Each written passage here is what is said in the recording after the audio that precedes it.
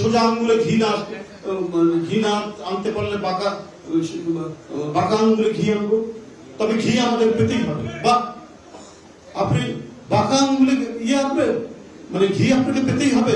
আপনার কাছে democracy, ideology, আদর্শ কোনো নেই, তাও আবার আপনারা ইসলাম নিয়ে রাজনীতি করেন, কি ধরনের কথা। এবং গুরুত্বপূর্ণ নেতা আপনি একটি দলের ইসলামের আদর্শবোধ তো অত্যন্ত প্রখর,